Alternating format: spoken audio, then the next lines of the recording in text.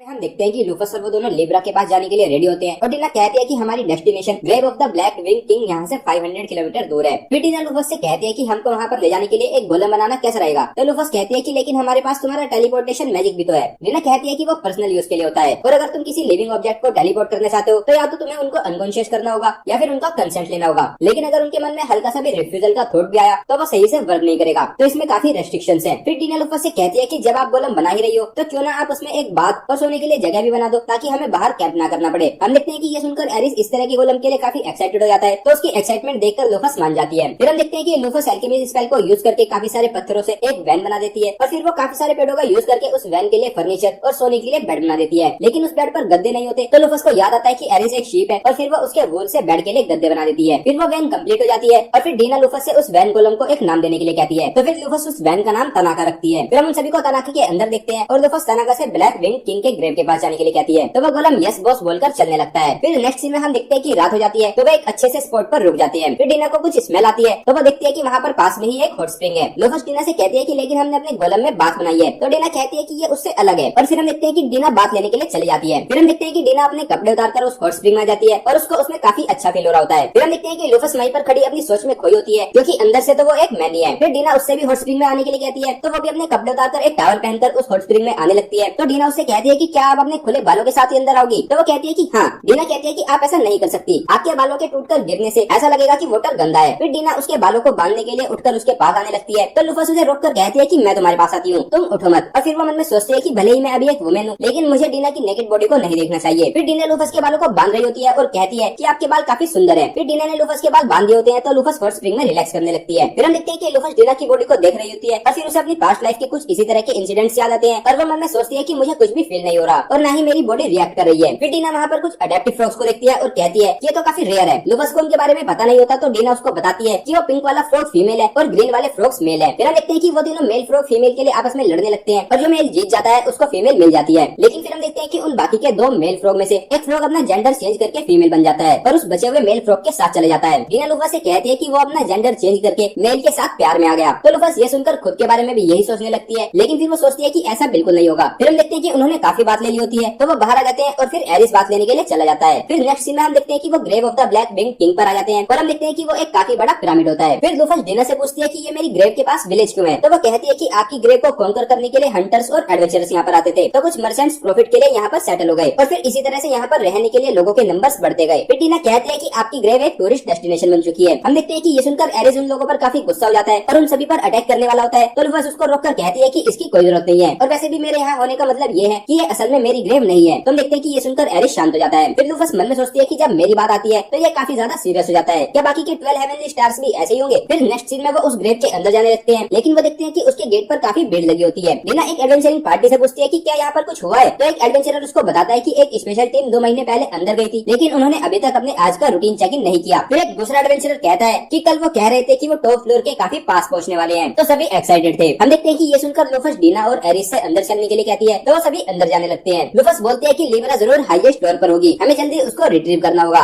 नहीं तो और ज्यादा कैजुअलिटीज हो सकती है। फिर हम देखते हैं कि वो एडवेंचरर्स की पार्टी उससे पूछती है कि क्या तुम अंदर जाने का प्लान कर रहे हो। एक एडवेंचरर बोलता है कि जिस स्पेशल टीम की हम बात कर रहे थे उसमें ऐसे 50 पावरफुल मैन थे जिनको नेशन भी रिकॉग्नाइज करता था और उन्होंने भी अंदर स्ट्रगल किया था तो तुम्हारा तो कोई चांस नहीं है। लूफस कहती है कि हमारी चिंता करने के लिए तुम्हारा धन्यवाद लेकिन उसकी कोई जरूरत नहीं है और ये बोलकर वो अंदर चली जाती है। फिर हम देखते हैं कि अंदर वो एक के बाद एक फ्लोर पार करके ऊपर चढ़ते जा रहे होती है लेकिन फिर एक फ्लोर पर उनके सामने एक गोलम आ जाता है। डीना कहती है कि ये तो उनमें से है जिन्हें आपने 7 हीरो से बैटल के लिए मास प्रोड्यूस किया था। ये सुनकर लूफस कहती है कि तभी इस कंडीशन में भी इसका लेवल इतना हाई है। फिर हम देखते हैं कि वो गोलम उनके पास आकर रुक जाता है तो लूफस कहती है कि मुझे इसमें अटैक का कोई भी इंटेंट नहीं दिख रहा। लूफस कहती है कि जो गोलम मैंने बनाए थे वो अपने दोस्त और दुश्मन को पहचान सकते थे तो शायद अभी भी ये मुझे उनका मास्टर समझता है। लेकिन फिर हम देखते हैं कि वो गोलम सिर्फ डीना पर अटैक कर देता है तो वो उस अटैक को डॉज कर लेती है और कहती है कि तुम सिर्फ मुझ पर ही क्यों अटैक कर रहे हो। लूफस कहती है कि डीना की प्रेजेंस इतनी हल्की थी कि लगता है कि गोलम भी उसको भूल गए हैं। फिर हम देखते हैं कि वो गोलम डीना पर अटैक करने के लिए उसके पीछे पीछे भाग रहा होता है लेकिन तभी वो पहले वाली एडवेंचरिंग पार्टी का लीडर उस गोलम के अटैक को रोक लेता है। फिर हम देखते हैं कि वो पूरी एडवेंचरिंग पार्टी हॉक्स आए वहाँ पर होती है और वो सभी एक एक करके उस गोलम पर अटैक करने लगते हैं लेकिन हम देखते हैं कि उनके अटैक से गोलम को कोई फर्क नहीं पड़ रहा होता। लूफस मन में सोचती है कि इनका कोऑर्डिनेशन बुरा नहीं है लेकिन फिर उनका स्टेटस देखकर वो कहती है कि लेकिन ये सब यूजलेस है, गोलम के सिर्फ एक ही अटैक से वो सभी मारे जाएंगे। फिर लूफस एरिस से जाकर उन एडवेंचरर्स की हेल्प करने के लिए कहती है तो एरिस बड़ी तेजी से जाकर उस गोलम को एक पंच मारता है जिससे वो गोलम दूर जाकर गिरता है और हार जाता है। हम देखते हैं कि ये देखकर वो एडवेंचरर उससे इंप्रेस हो जाता है और फिर वो उनको बचाने के लिए लूफस, डीना और एरिस का थैंक यू करते हैं। फिर वो एडवेंचरर्स उन्हें अपना इंट्रोडक्शन देते हैं और वो लीडर बोलता है कि मेरा नाम जीन है और मैं एक वॉरियर हूँ। फिर दूसरा एडवेंचरर कहता है कि मेरा नाम निक है और मैं एक लाइट वॉरियर हूँ। फिर वो आर्मर वाला एडवेंचरर बोलता है कि मेरा नाम रिचर्ड है और मैं एक हैवी वॉरियर हूँ। और फिर वो लास्ट वाला एडवेंचरर कहता है कि मेरा नाम शू है और मैं एक आर्चर हूँ। ये सुनकर लूकास मन में सोचती है कि वो सभी फ्रंटलाइन फाइटर है। कितना अजीब बैलेंस है। फिर लूकास उनको बताती है कि मेरा नाम सफालू है और मैं एक रेंजर हूँ। तो हम देखते हैं कि डीना और एरिस भी उसे ही कॉपी करके अपनी अपनी क्लास रेंजर बताते हैं। तो सुनकर वो बोलते हैं कि तुम्हारी पार्टी काफी अनबैलेंस्ड है, क्या तुम्हें कोई प्रॉब्लम नहीं होती? तो हम देखते हैं कि लूकास मन में सोचते हैं कि इनकी खुद की पार्टी अनबैलेंस्ड है और ये हमारी पार्टी के बैलेंस की बात कर रहे हैं। फिर लूकास उससे कहती है कि तुम्हें चिंता करने की कोई जरूरत नहीं है, हमारा लेवल काफी हाई है। फिर जीन उनसे कहता है कि लेकिन पक्का तुम्हें फाइटर्स की कमी होगी, तो इसलिए हम तुम्हारे बॉडीगार्ड्स बनकर तुम्हारे साथ जाएंगे। हम देखते हैं कि लूकास उसको मना करने लगती है, लेकिन डीना बीच में घुसकर जीन को हाँ बोल देती है और फिर वो आगे बढ़ने लगते हैं। डीना लूकास से बोलते हैं कि इस वजह से लिब्रा तक पहुंचने तक हम थोड़ा आराम कर लेंगे। तो लूकास कहते हैं कि कभी कभी तुम काफी चालाक बन जाती हो। और फिर हम देखते हैं कि वो उन एडवेंचरर्स के पीछे रहते हुए आगे बढ़ने लगते हैं। फिर सीन चेंज हो जाता है और हम उस पहले वाली स्पेशल पार्टी को देखते हैं और हम देखते हैं कि वो टॉप फ्लोर की तरफ बढ़ रहे होते हैं और वो सभी काफी थके हुए होते हैं। फिर हम देखते हैं कि वो टॉप फ्लोर पर पहुंच जाते हैं और वो वहाँ पर लिब्रा को देखते हैं। लिब्रा उनको इंट्रूडर समझकर उन्हें 10 सेकंड्स में वापस जाने के लिए कहती है और फिर काउंटिंग स्टार्ट कर देती है। वो सभी उससे कहते हैं कि हम यहाँ पर फाइट के लिए नहीं आए हैं। वो लिब्रा से कहते हैं कि वो डेविल फोक्स से फाइट के लिए ब्लैक विंग किंग की लेगेसी के लिए आए हैं। तो हम देखते हैं कि ये सुनकर लिब्रा काउंटिंग को पॉज कर देती है। तो ये देखकर वो खुश होने लगते हैं, लेकिन फिर वो कहती है कि एनिमीज मास्टर का ट्रेजर चुराने आए हैं और फिर वो उनको एलिमिनेट करने के लिए रेडी हो जाती है। वो सभी एडवेंचरर्स उसको रोकने की कोशिश करते हैं, लेकिन हम देखते हैं कि लिब्रा नहीं मानती और एक ही अटैक से उन सभी को खत्म कर देती है और फिर एपिसोड यहीं पर एंड हो जाता है। तो गाइस ये था episode 5 of a wild last boss appeared. अगर आपको वीडियो पसंद आई है तो वीडियो को लाइक कीजिए, चैनल को सब्सक्राइब कीजिए, प्रेस कीजिए बेल आइकन को। मैं मिलता हूँ आपसे नेक्स्ट वीडियो में। Thank you.